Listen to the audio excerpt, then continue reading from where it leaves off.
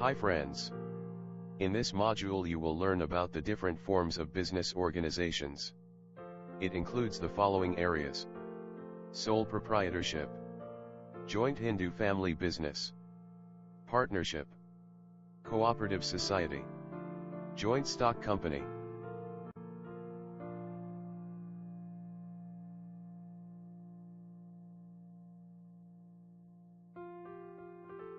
A business enterprises is an organization which undertakes business activities. Here you are going to collect awareness about different type of business organization in private sector and public sector.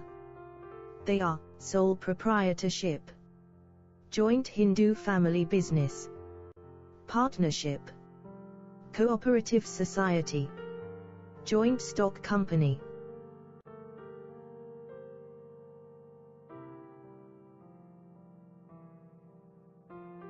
A business organization owned by a single person is called sole proprietorship. It is also known as one-man business.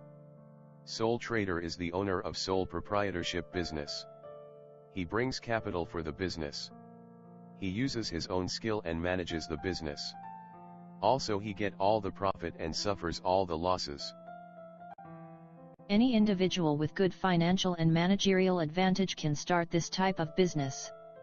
Individual ownership, personal control, individual risk, unlimited liability, no legal restrictions.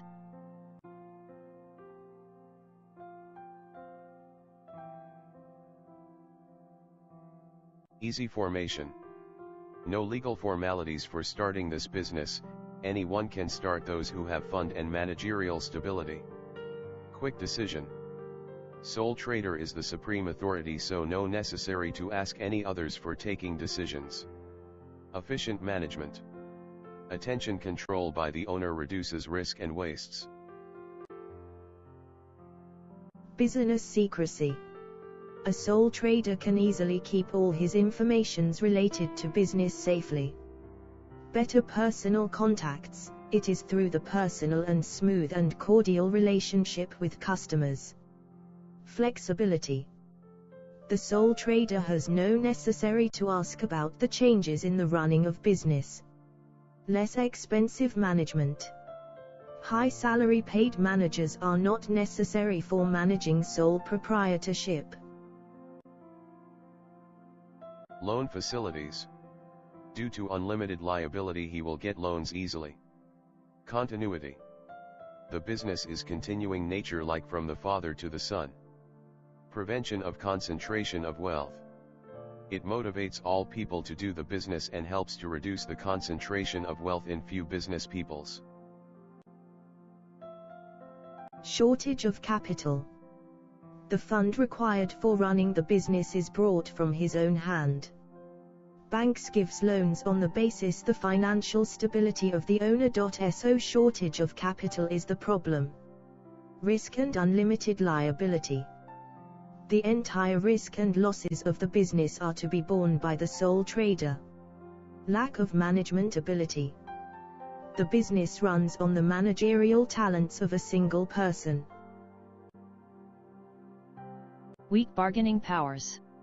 Sole trader cannot make a control in the market in front of large-scale business firms.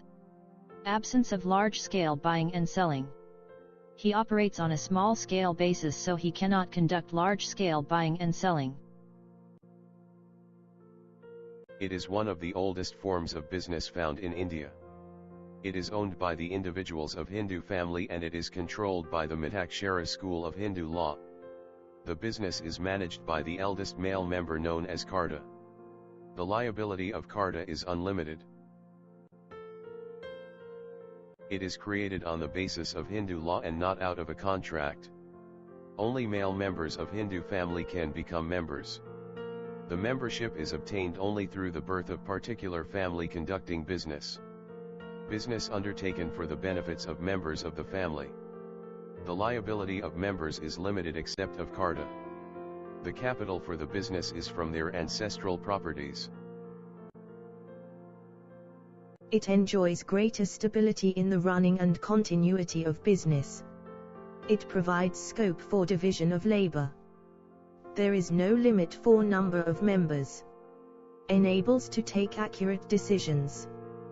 Business secrecy can be maintained easily. The members have only limited liability. It enjoys better creditworthiness than the sole trading concern. It enjoys flexibility in organization. It provides an excellent training ground for the junior members. The resources of joint Hindu family are limited than joint stock company. The management is in the hands of the Karta, who may lack skill, initiative, and efficiency.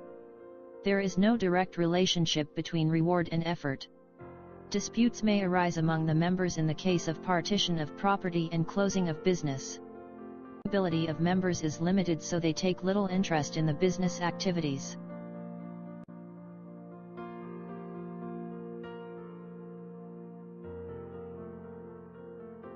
The partnership business tries to reduce the defects of sole trading and joint Hindu family business.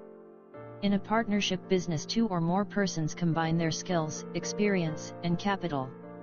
The persons organizing partnership business are known as partners. A partnership is defined as the relationship between persons who have agreed to share profits of a business carried on by all or any one of them acting for all.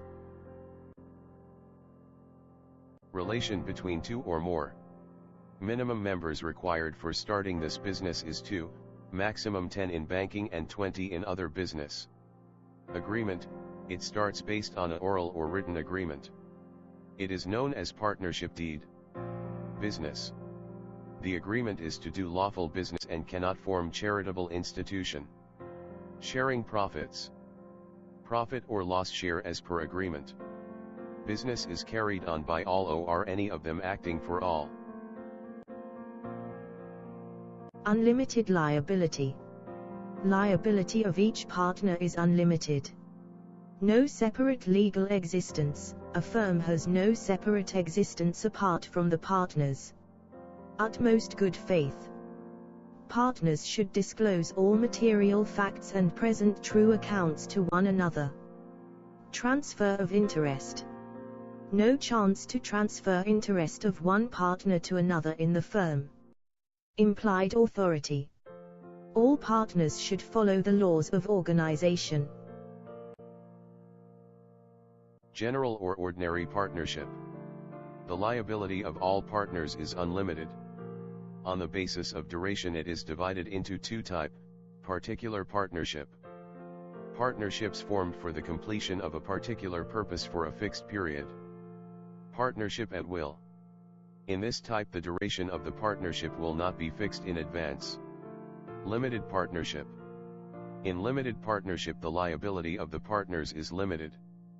But this type is not allowed in India. Active or working partner. A partner who will contribute capital and take active participation in day-to-day affairs. Sleeping or dormant partner. The partner who does not contribute any active participation in business activities. Nominal partner or ostensible partner. A person who do not contribute capital towards the organization, but his reputation will be beneficial to the firm. Partner by Estoppel.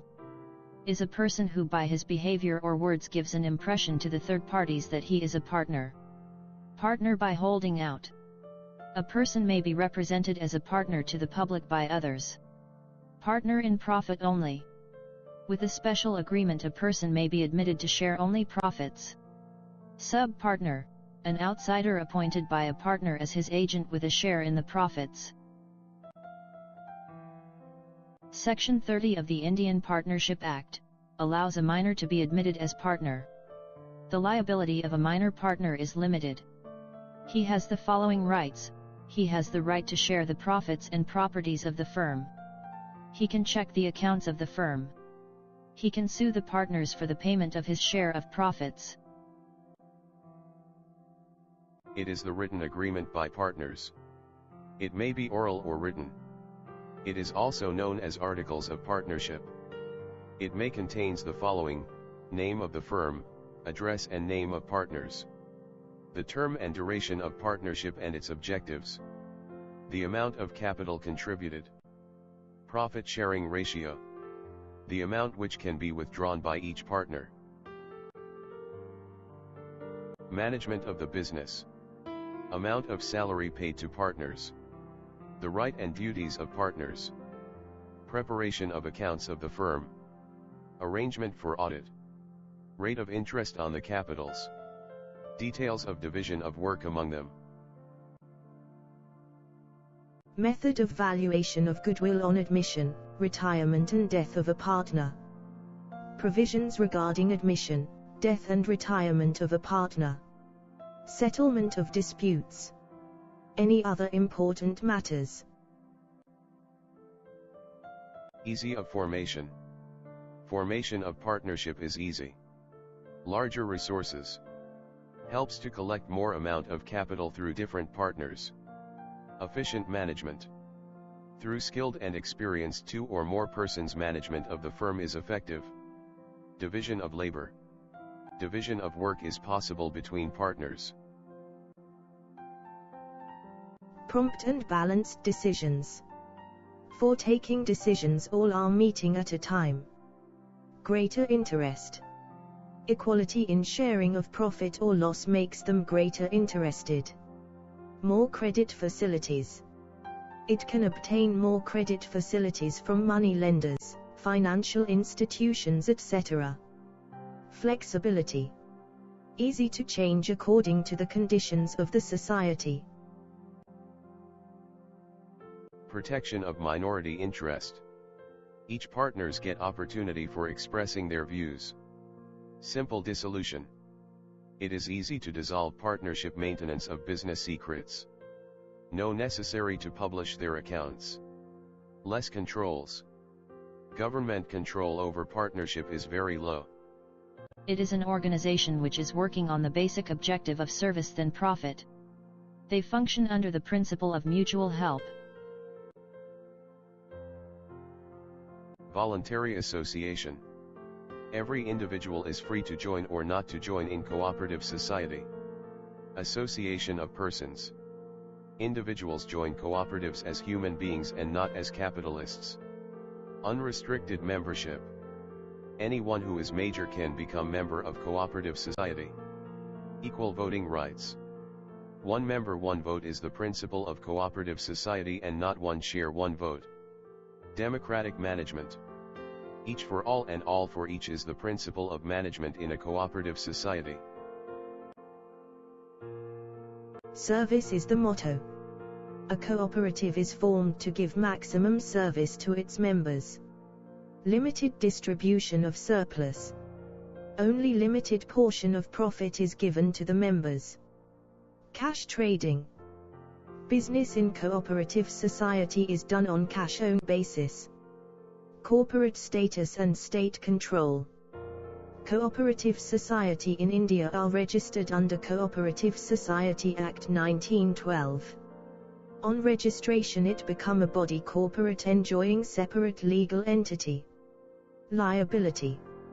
Liability of a cooperative society is generally limited. Easy of formation. Formation is very easy. Perpetual succession. Not affected by the death or insolvency of members. Democratic management. One man, one vote helps for democratic management. Mobilization of savings. Small savings are mobilized for constructive purposes. Economy of operation. Expense for working cooperative society is minimum, saves members from exploitation. By giving loans at reasonable interest rate, by providing consumer goods at fair prices. State assistance. Exempted from tax, stamp duty and registration fees, etc. Social importance. Cooperative society render services without profit motive. Inadequate capital. Non-availability of capital for large-scale operations. Inefficient management. They have no financial stability to appoint specialists. Lack of business secrecy. There will periodical discussions in general body about all facts. Lack of motivation. Remuneration is very low. Excessive state control. Excessive state control affects successful functioning of co-operatives. Internal conflict. Local politics adversely affects the smooth functioning of co-operatives. Cooperative credit societies. It gives short-term finance at reasonable interest. There are 4 types of credit societies. Rural banks. Provides loans at lower rate to buy seeds, fertilizers, agricultural implements, etc. Urban banks. Formed in district towns for providing facilities to small traders and artisans. Employees credit societies. Formed by employees in GOFT, semi-GOFT banks, etc. to meet financial problems. Wage earners societies. Formed by workers in and around town areas. Cooperative marketing societies. These are formed for helping farmers, artisans, and small producers for marketing their products. Cooperative farming societies. Formed by farmers for maximize production and secure benefits of large-scale cultivation. Consumers cooperative societies. Formed by low and middle income groups, to ensure supply of consumer goods at fair prices. Producer cooperative societies, organized by small-scale producers and craftsmen that helps them conduct small-scale business. Cooperative housing societies. It includes land societies, finance societies, house building societies and tenancy cooperative societies. A company which is formed and registered under the Indian Companies Act 1956 is known as joint stock company. The peoples who contribute capital for the business is to be considered as members. The portion of capital to which each member is entitled as his share, for that he will get dividend as return. The members are known as shareholders. Incorporated association. A joint stock company is registered under the Indian Companies Act 1956. Separate legal entity. On incorporation, company will become a legal person. Common seal. A common seal is used as a signature of the company. Perpetual succession. Company is created on the basis of law, so the law only can put an end to it. Limited liability. Liability of shareholders is limited to the extent of face value of shares held. Separation of ownership and management. Shareholders are owners of a company, but the daily activities are controlled by elected representatives of shareholders known as directors. Extensive membership. In a public company there is no limit for membership transferability of shares. Shares of a public company are freely transferable. Huge capital. It can collect huge amount of capital for its working. Limited liability. Liability of members is usually limited. Transfer of shares. Shares are easily transferable in the case of public companies. Diffused risk. Risk of loss is spread over a large number of persons. Continuity of existence. It has a legal entity separate from the persons. Organized intelligence. The process of capital formation is implemented with organized intelligence which increases efficiency of directors. Tapping economic resources. A joint stock company offers vast scope for turning economic resources to the best use. Greater scope for expansion.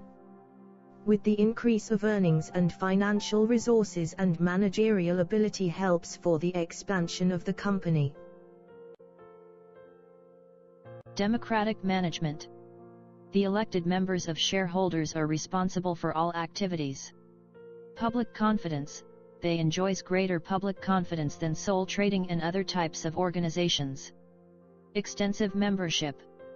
Share capital of a company is divided into a large number of shares of small value with no maximum limit to the number of members. Employment opportunities. It can provide a large number of job opportunities. Difficulty of formation. The formation of a company is difficult and costly. Inflexibility. The constitution of joint stock company is rigid. Impersonality. It difficult to maintain close relation between the management and employees. Fraudulent management. The company may be used and managed by inefficient promoters and fraudulent directors. Oligarchic management. Actually, a company is managed by a few directors. They may ignore the interests of shareholders. Delay in decision. For making decisions there must be meeting of all members, that may lead to delay in decision. Lack of motivation. Company is managed by directors, so there is not as much interest as real owners. Excessive regulation. Management has to spend its precious time and money in complying with the statutory requirements. No secrecy of business. Publication of the progress of the company will reveal all secrets. Social ill effects of large companies. Companies faces some social evils such as monopoly, pollution, exploitation of laborers.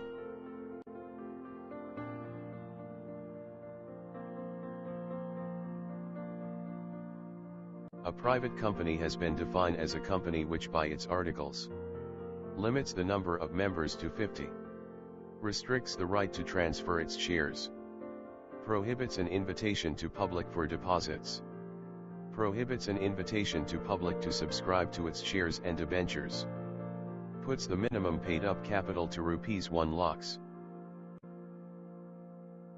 It can be formed with 2 members. It can commence business after incorporation. It need not obtain minimum subscription to allot shares. No necessary to hold statutory meeting. It can issue any kind of shares. 2 directors are required for a private company. Directors need not retire by rotation. It need not keep an index of its members. Only 2 members can make the quorum for a meeting. A public company means a company which is not a private company. It can have any number of members. Its shares are freely transferable. It has a minimum paid up capital of ₹5 lakhs. A private company automatically becomes a public company if 25% of the paid up capital is held by a public company. The following are the factors to be considered while selecting a form of business organization. Nature of business running. Finance required for its running. Degree of controlling power desired by a person. Degree of risk involved in a business. Freedom from government regulations. Duration of the business venture.